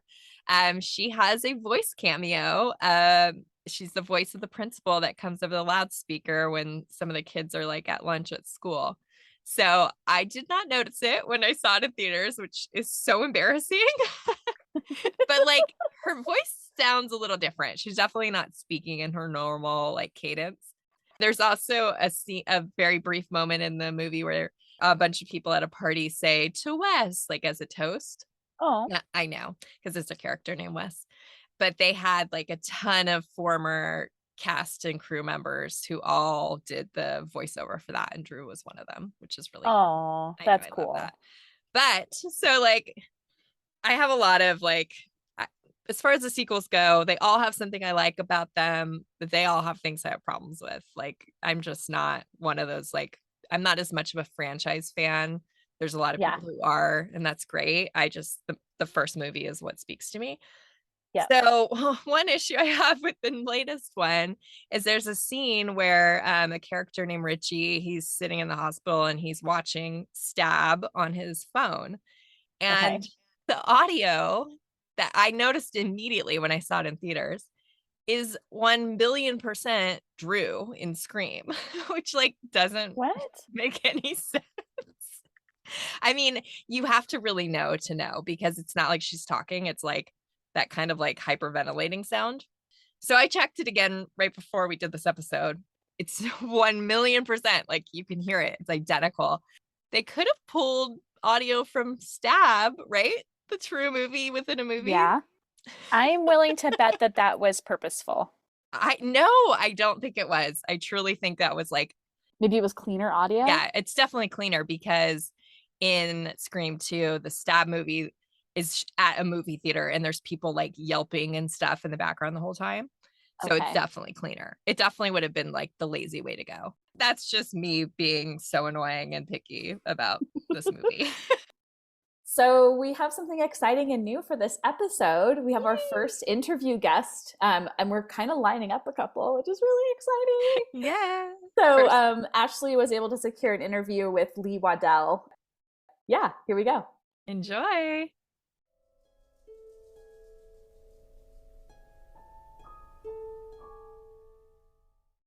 Okay, Lee Waddell is a veteran stunt performer with over 60 film credits to his name. He notably did stunt work as Ghostface in both Scream 1 and Scream 2. We are so thrilled that he's taking the time to chat with us about Drew's iconic opening scene. Welcome, Lee. Welcome.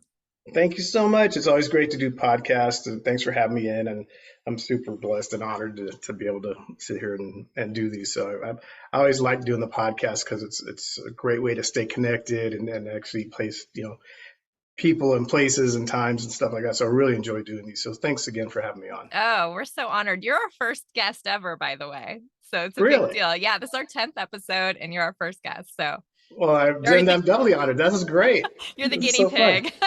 Yeah, well, if anybody's going to screw it up, it'll be me. So let's find out what happens. Okay. So obviously we're here to talk about the opening of Scream. But before we get into that, we saw that you have a credit working on Drew Barrymore's 1992 cult film Poison Ivy. Is that true? That is true. That is very true. I came in there to help out a little bit on some rigging on that, and one of these days, if I ever do run into her again, I'm going to remind her that I dropped her on her face. Oh, And, please tell us the story. So, I mean, you guys have seen the film, I assume. Yes. Yep. I think it's the final scene where she's jumps out the window, throw it, whatever, and there's a close up of where her head hits the driveway, right? Yes. And she's looking at camera. So we went to shoot that night, and it's like, how we want to do this, and we're like, oh, we can't hide the pad because the director. I mean, it's a close shot, right? You can see the asphalt. And Drew, she's pretty game. I mean, she really is. And I'm like, yeah, how about we just do this and this? I literally straddled her, right? She was laying face down. I picked her up about right between her legs, literally picked her up by the hips. She held plank, and on action, I drop her. Okay. And she just, there ain't no cheating on that one. She just ate it. I'm like, oh my gosh. How many times did you have to do that scene? Not many. Okay. Because I wasn't gonna, That's good. she's like, yeah, let's go for it. I'm like, yeah, maybe one. So you're behind 2 of her on-screen deaths. Yeah, that's fine. really. Yeah, that's the tie-in with her, I guess, is I kill her off and drop her on her face or something. So. Pretty hilarious.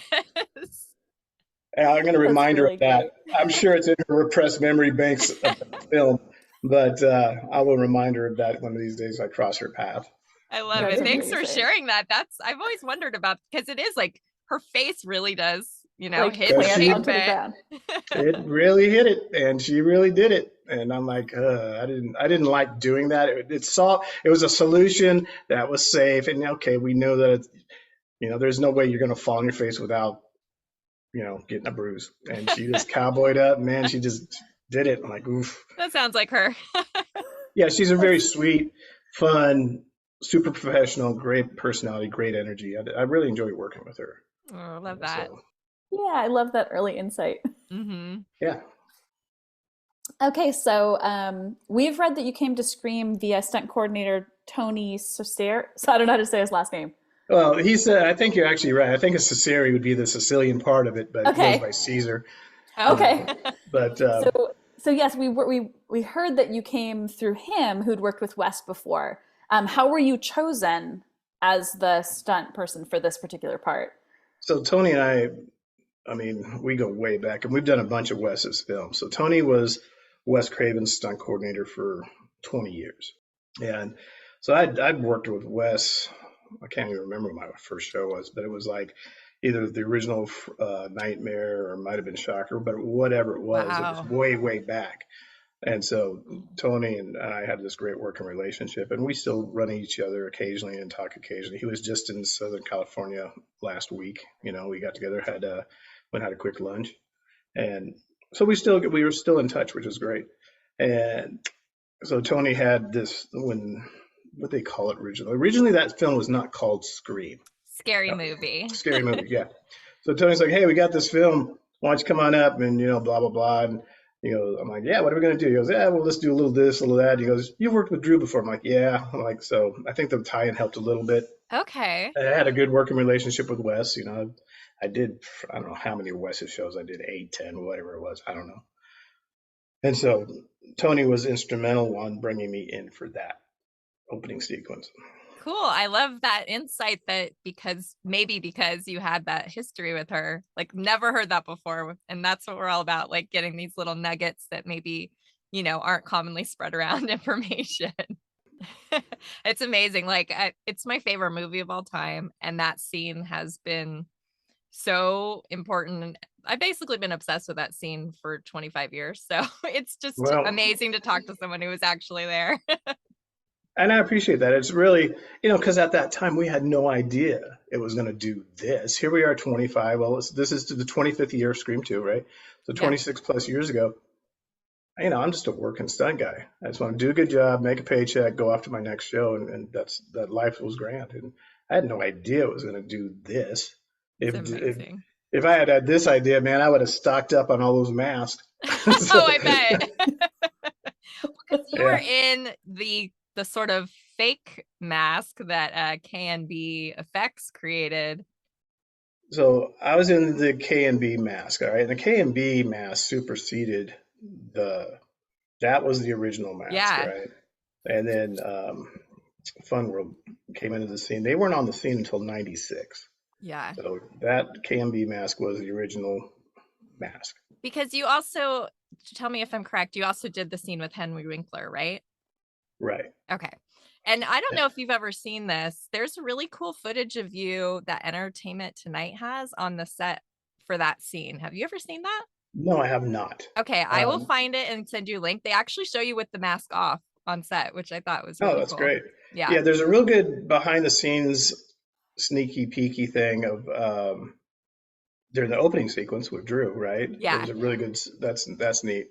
I never saw the stuff with Henry Winkler. That's kind of cool. I'm sure you're aware that Drew wanted Roger Jackson, the voice of Ghostface, to be like a mystery to her when you guys were filming.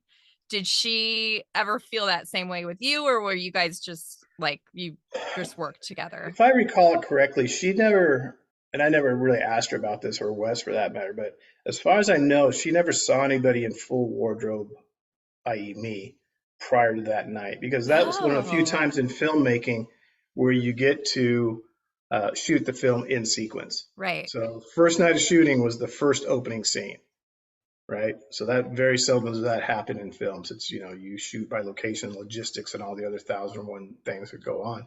And we just happened to be able to shoot in sequence.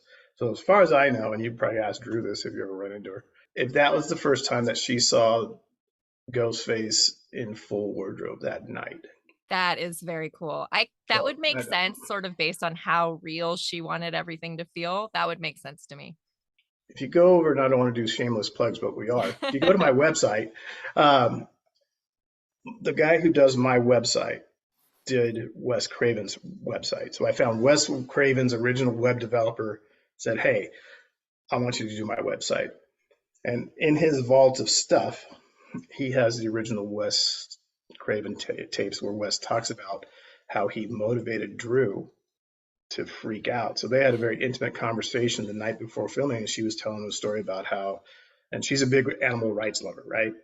And everybody loves dogs and cats, myself included. Yeah.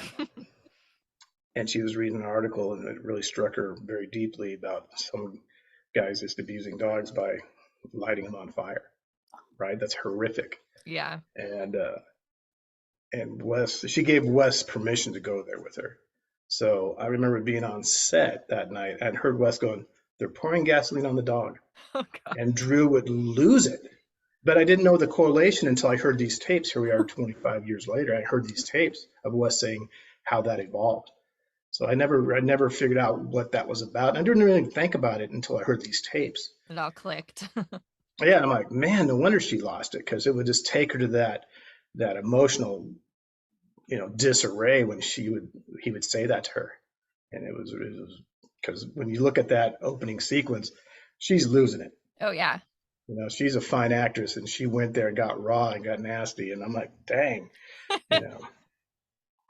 So it was really neat to be able to tie that in 25 years later. Love that. That is so awesome.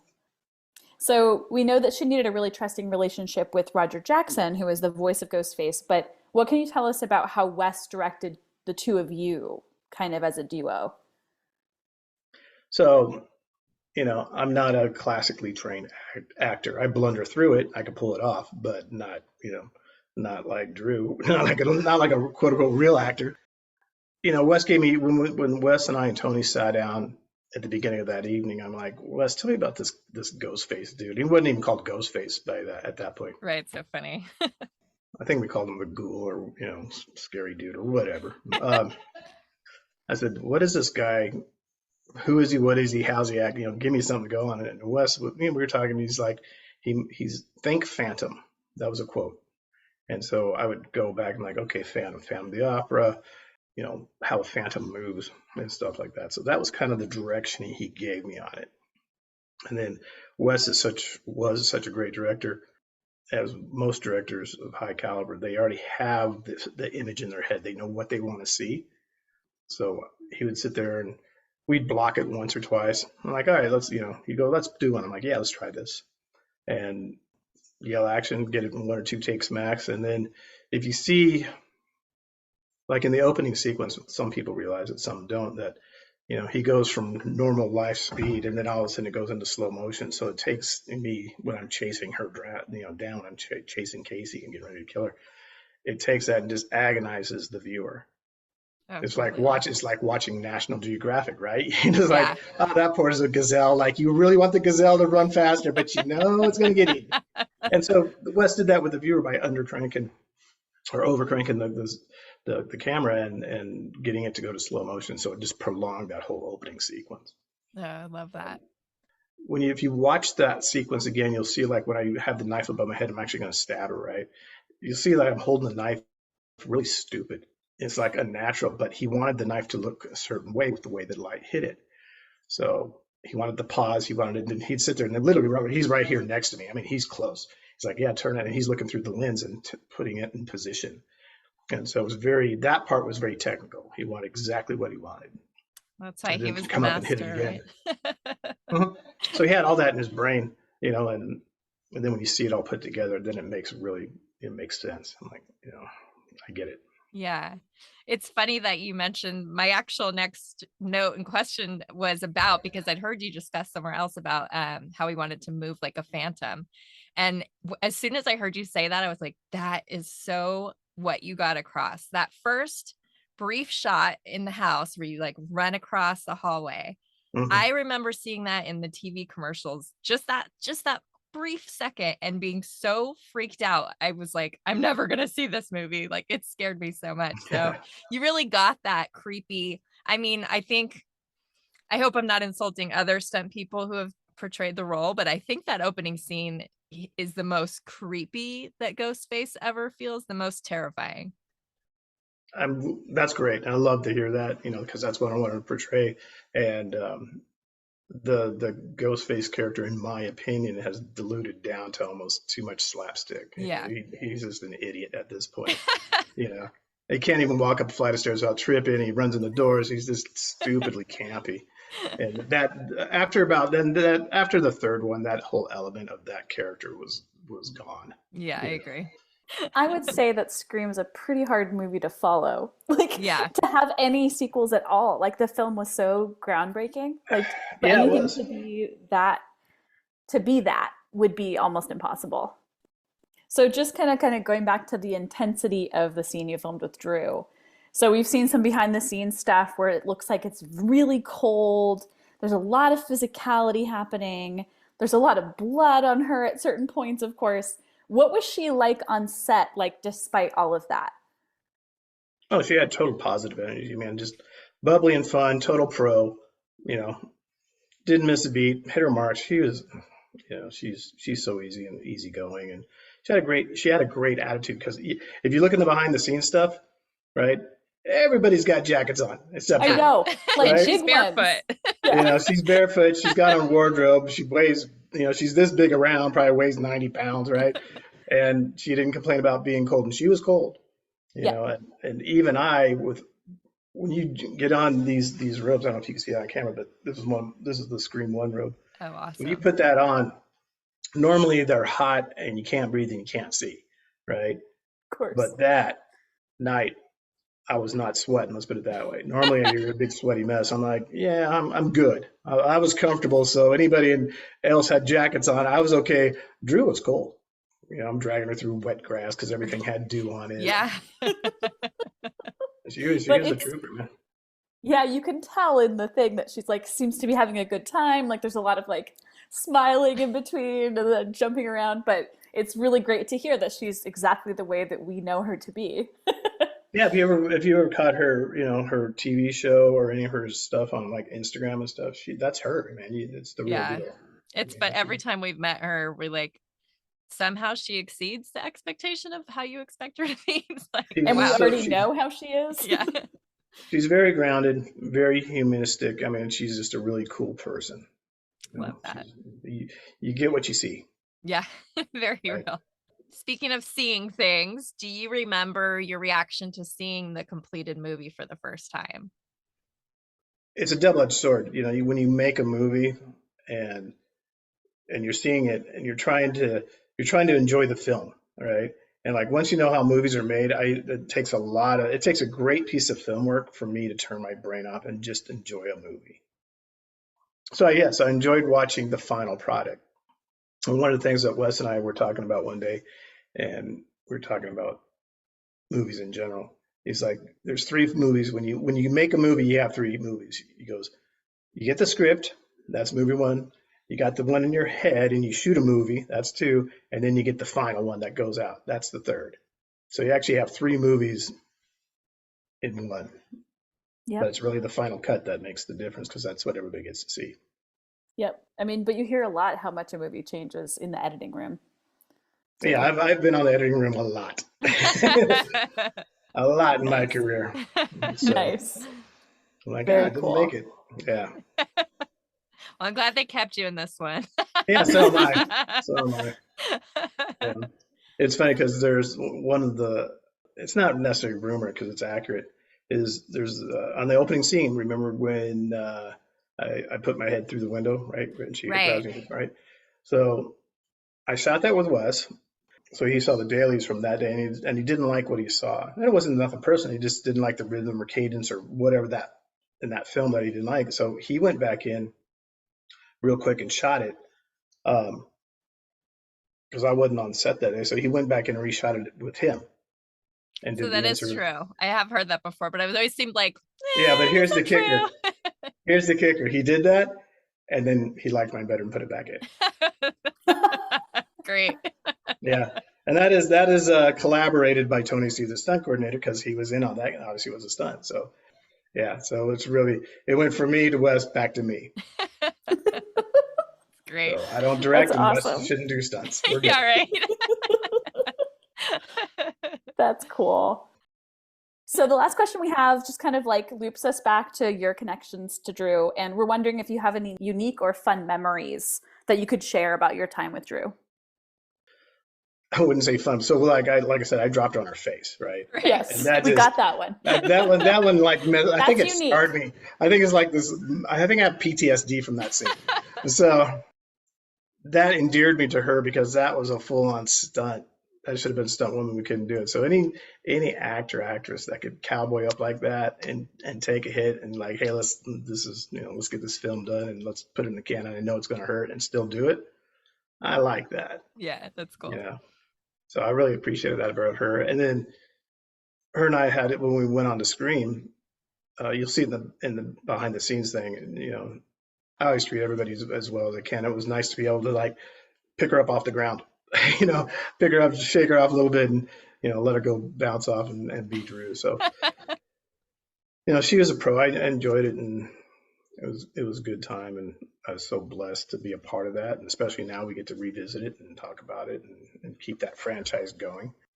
And so, yeah, Drew's a pro. I really would like to cross her path again.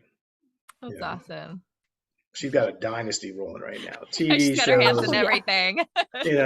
And product lines and dog product lines and magazines, and she's just eating it up. She's crushing it. And I'm really excited about that. That's really cool because she's such a sweet person. I wish her nothing but success, and she seems to be doing it quite well.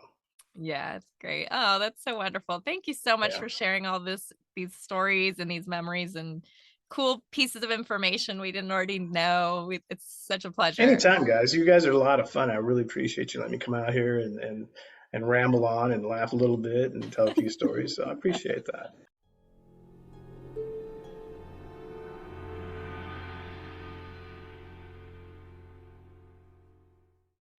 Well, thank you again, Lee, for being our first guest. That was pretty thrilling.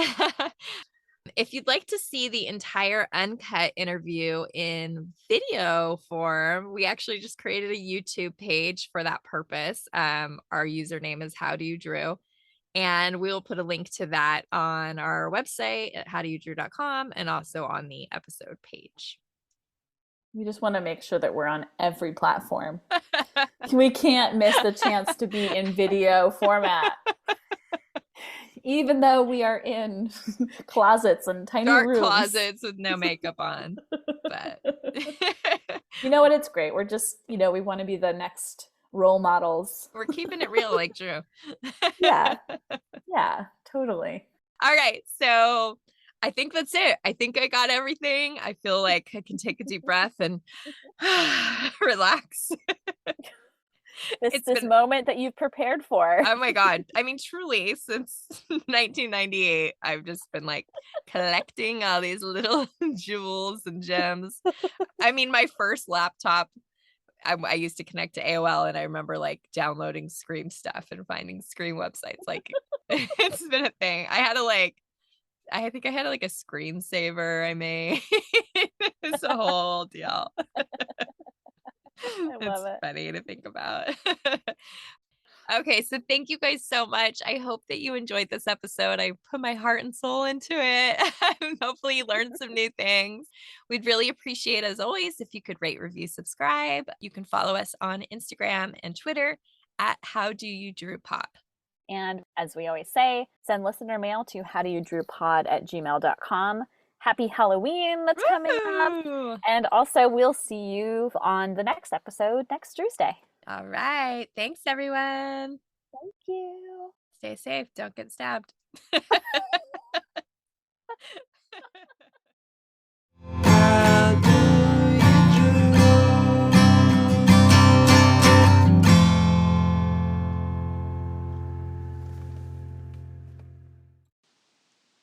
The How Do You Drew podcast is researched and produced by Ashley and Ann from thedrewseum.com.